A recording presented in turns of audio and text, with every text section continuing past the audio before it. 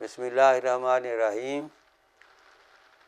اللہم صلی اللہ سیدنا محمد وآلہ و اطراطہ بعدد کل معلوم اللہ کا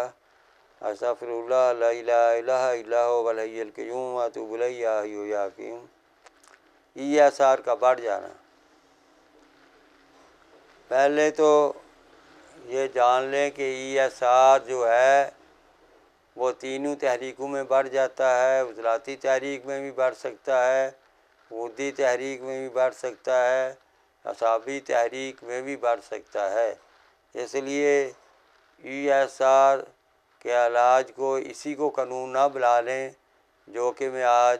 ای ایس آر کا علاج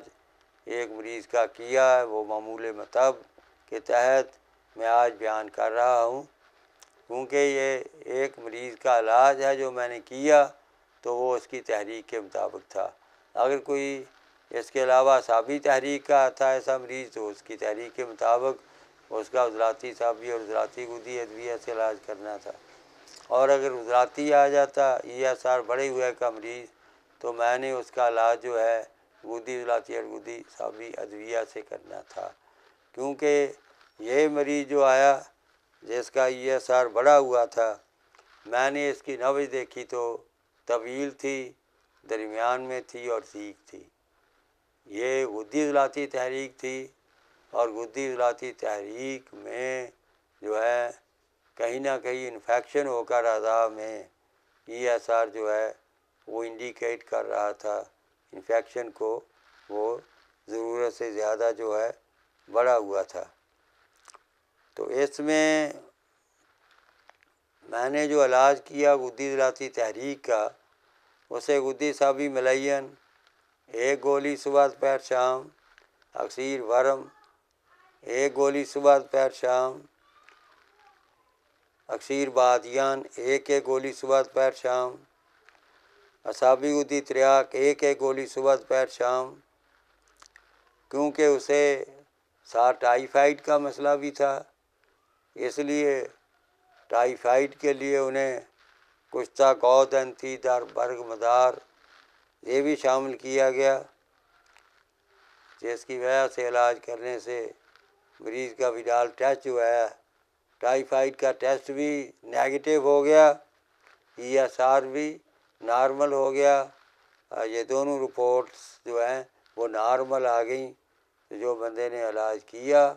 وہ ہدیہ ناظرین ہے، ہدیہ سامعین ہے۔ تو غدی اعصابی ملین ایک گولی صبح دوپہر شام، اس کا نسخہ ہے سونڈ 5 تولہ، نشادر 2 تولہ، کالی مرچ 1 تولہ، سنام مکی 8 تولہ۔ سنام مکی کی ڈنڈیاں نکال دیں، صرف پتے رکھیں، اور پھر ان چاروں ادویہ کو باریک پیس لیں اور پھر نخودی گولیاں بنا لیں، ایک گولی صبح دوپہر شام۔ اسی طرح دوسرا نسخہ ہے اکسیر ورم، اس میں سونف، ہلدی، ملٹھی تینوں 50-50 گرام، رحمت کتائی 150 گرام، چاروں ادویہ کو اچھی طرح گرائنڈ کر لیں، گوند کی مدد سے نخودی گولیاں بنا لیں، ایک گولی صبح دوپہر شام۔ اور اکسیر بادیان، یہ سونف، ہلدی، ملٹھی ہم وزن تینوں کو گرائنڈ کر کے گوند کی مدد سے نخودی گولیاں بنا لیں، ایک گولی صبح دوپہر شام۔ اعصابی غدی تریاک، ہلدی 15 حصے اور شیر مدار 1 حصہ۔ تو اس طرح ہلدی کو باریک کر لیا، اس میں شیر مدار ملا کر یعنی آگ کا دودھ آدھا گھنٹے تک خلل کیا، اور پھر یہ تیار ہو گیا۔ 250 mg کے کیپسول بھر لیں یا گوند ملا کر جو ہے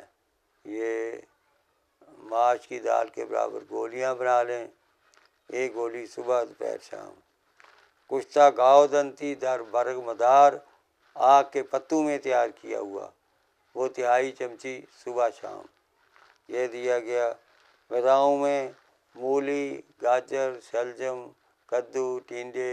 گھیا توری، مونگی کی دال، کالی مرچ، ہلدی، ادرک، لہسن، دھنیا،